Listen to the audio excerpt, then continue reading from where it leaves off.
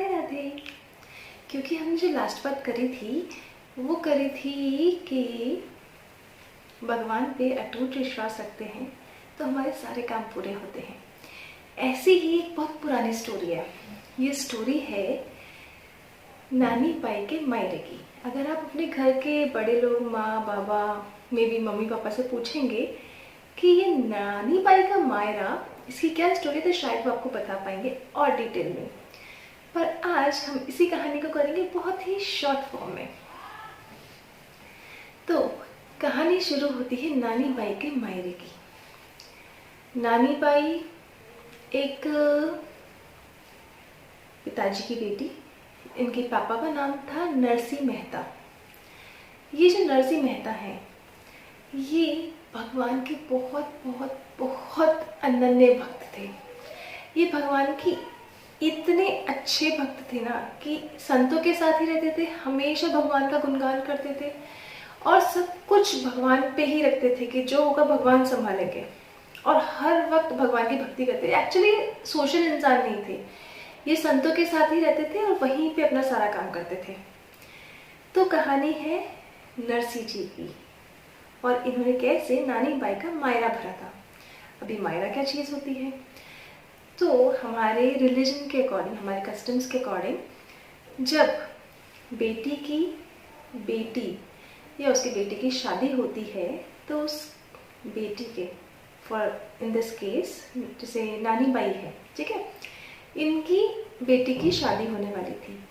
तो इनकी बेटी की शादी में इनके पापा को इनविटेशन गया। इनके पापा कौन? नरसी जी।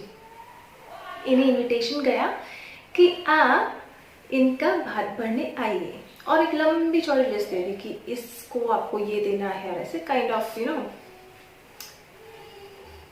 तो अब इन्हें ये दे दिया गया।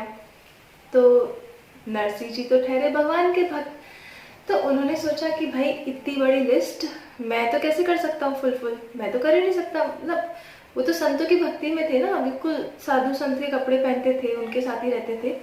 तो नरसी जी के पास खुद के पास कोई फिनेंशियल रिसोर्सेज नहीं थे कि वो उसके अकॉर्डिंग सारा सामान लेकर आए और उन्हें देकर आए।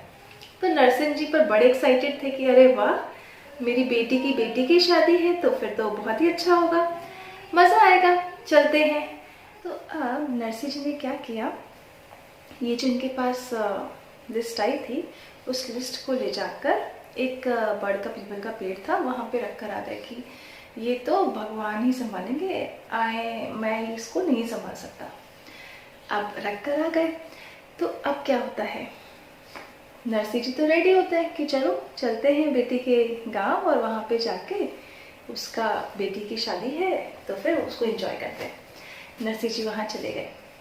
अब जब शाम को नरसी जी पेड़ के पास रख गए तो भगवान ने वो लिस्ट उठाई, और भगवान ने बोला अपनी वाइफ को, रुक्मणी जी को, कि देखिए आज हम उनको भात भरने का न्योता आया है, तो बहुत अच्छे से तैयारी करनी। पहली बार ऐसा होगा कि मुझे किसी ने भात भरने के लिए बुलाया है, तो कोई भी कमी नहीं होनी चाहिए और सब कुछ बहुत परफेक्ट होना चाहिए। रात को ही वहाँ के भगवान के, जो गोलोक में भगवान रहते थे, उसके सारे शॉप्स खुलवाए गए, और भगवान ने खूब जमकर तैयारियाँ करी, खूब खूब खूब सारा सामान खरीदा, और खरीद के जब टाइम आया भात का तो वो वहाँ पे पहुँचे, और भगवान ने नानी बाई का मायरा भरा। तो ये थी एक बहुत छोटी सी कहानी की एक बहुत बड़ी कहानी का एक्चुअली बहुत छोटा सा रूप, कि कैसे भगवान ने अपने इस भक्त की लाज रखी।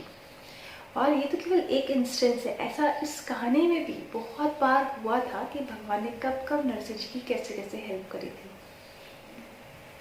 तो यही है भगवान पे अटूट विश्वास का सार, कि भगवान पे अगर हम अटूट प्रेम रखते हैं, निश्चल प्रेम रखते हैं, और उनके अनन्य भक्त होते हैं ना, हमेशा उनकी भक्ति करते हैं, तो भगवान हमेशा हमारे पास खड़े होते हैं हमारी मदद करने के लिए। राधे राधे।